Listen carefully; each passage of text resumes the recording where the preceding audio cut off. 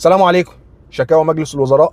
بعد اذن حضرتك، معاك محمد السيد، شغال في شركات النقل الذكي، وكنت حابب ان انا احرر شكوى بخصوص شركات النقل الذكي اللي هي بتاخد مننا نسبة عالية وما بتديناش حقنا، ومش معترفة بزيادة البنزين الأخيرة، وما زودتناش، بل هي عملوا اجتماع ونزلوا أسعار الرحلات ومشغليننا بأقل من مصاريف التشغيل. يعني الواحد يا دوبك يعمل المشوار يلاقي نفسه يا دوبك حط بحق المشوار بنزين، ومش مكفي حتى بيته ولا مصاريفه ولا الكلام ده كله.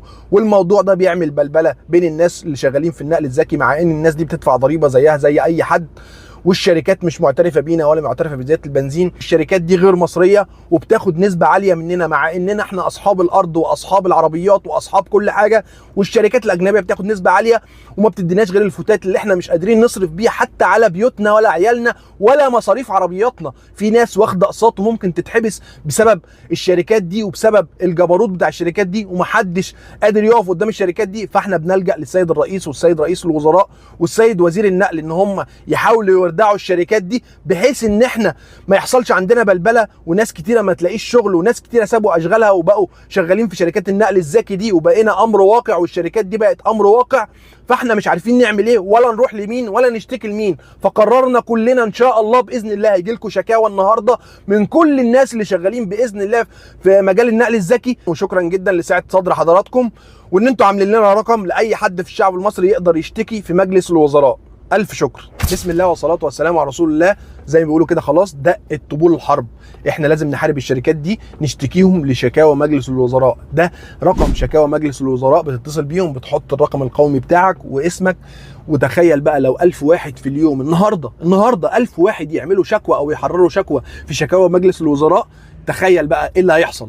فعاوزين اكتر، كمان اكتر من 1000. شير الفيديو ووصله لكل حته عشان خاطر الناس كلها تشتكي في شكاوى مجلس الوزراء. الناس المتضرره، الناس اللي معانا، الناس المقاطعين معانا، الناس اللي عاوزه تاخد حقها من عين الشركات دي. الشركات دي اجتمعوا مع بعض عشان بعد زياده البنزين، فاجتمعوا مع بعض علينا احنا، اجتمعوا على بعض عشان يشغلونا بالسخره زي العبيد. يديك حق البنزين في المشوار بس، لكن هو ملوش دعوه باي حاجه. انت اللي تدفع بنزين، تدفع زيت، تدفع كاوتش، يطلع عينيك تصرف على بيتك، ما تعرفش تدفع ايجارك، ما تعرفش تدفع قسط عربيتك، ولبسوك خلاص. عملوا دعايه وقلبوا الدنيا وقال لك تعالى لو دخلت مش عارف تاخد كام، واللي يجيب كابتن يعمل كام، واللي مش عارف يعمل ايه، والدنيا خربت.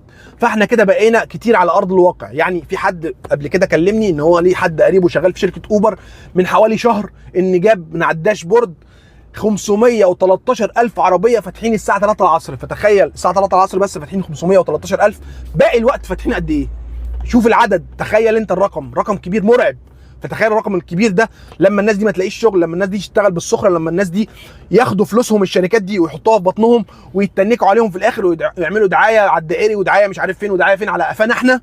فالوضع لازم يكون في حد يرضع الشركات دي. مفيش حد يقدر يرضع الشركات دي غير مجلس الوزراء. بنشتكي للسيد الرئيس، بنشتكي لرئيس الوزراء، بنشتكي للسيد وزير النقل عشان خاطر يبقوا شوكه في حلق الشركات دي. لازم يكون في حد يتكلم باسمنا، حد يعترض على الشركات دي ويوقفها عند حدها. الشركات دي خربت الدنيا، شغلت ناس كتيره جدا، ودلوقتي يعني بتتنك عليهم، تقول لهم اذا كان عاجبك تشتغل، عاجبك مش عاجبك ما تشتغلش.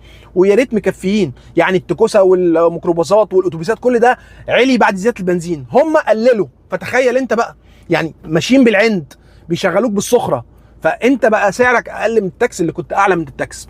فهنعمل ايه؟ مفيش حل غير كده، هو ده الحل النهائي. واحنا برضك مكملين ومقطعين ان شاء الله للشركات بكره وبعده ان شاء الله. وموضوع القواضي برضك مفيش مشكله. ايه المشكله؟ نمشي فيه، لو حد يقدر يمشي فيه يمشي فيه، بس حبال المحاكم طويله شويه او بعيده. فالمشكله نمشي في كل الاتجاهات، المقاطعه والشكاوى في مجلس الوزراء والمحاكم.